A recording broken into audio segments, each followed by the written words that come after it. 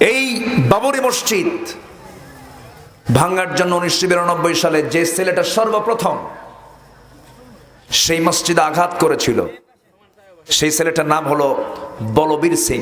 কি নাম? বলবীর সিং। এই ছেলেটা যখন আঘাত করলো মসজিদে, দুটো ইট নিয়ে আসছে। শিবসেনা সদস্য ছিল, স্টুডেন্ট।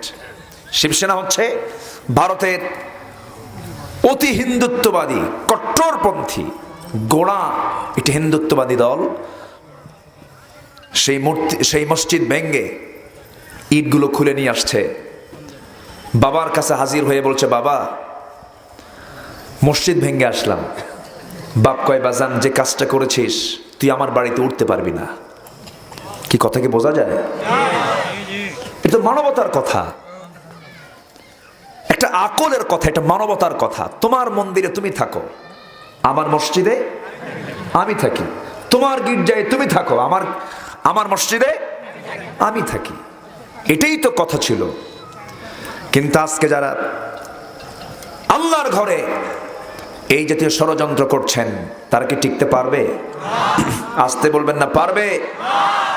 বাপ বলল, তুই আমার বাড়ি থেকে বের হয়ে যা। ছেলের মধ্যে একটা ইফেক্ট হলো, বাবা আমাকে না করলো, সে তো খুশি হওয়ার কথা। সেটাকে চিন্তা করতে করতে করতে করতে এক পর্যায়ে বড় আলেমদের শরণাপন্ন হয়ে বলল, আমি কি ভুলটা করলাম, আমাকে একটু বুঝান। শেষ পর্যন্ত কোরআন বুঝতে বুঝতে কালেমা পড়ে মুসলমান হয়ে গেছে।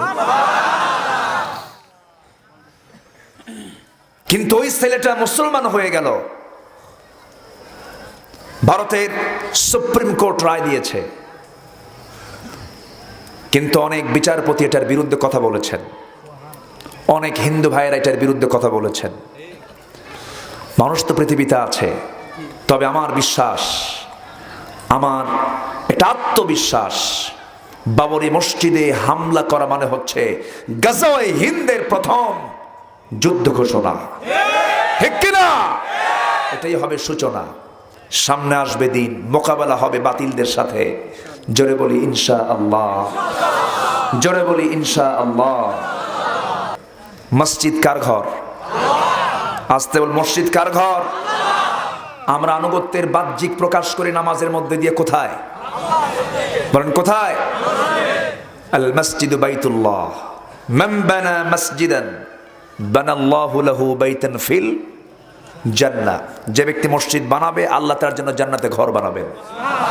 আর যে ব্যক্তি মসজিদ ভাঙবে, ঘর হবে কোথায়? মসজিদ ভাঙ্গার কি কোনো খবর পেয়েছেন আপনারা? ভাঙছে তো 92, কিন্তু সেটা নিয়ে আজ পর্যন্ত নাটক চলছে, শেষ করার চেষ্টা করছে। আমরা ওই কথা স্পষ্ট ভাষায় বলতে চাই, আল্লাহর ঘর যারা ভাঙবে তারাও একদিন টুকরো টুকরো হয়ে যাবেই, যাবেই, যাবেই, যাবেই। ঠিক কিনা?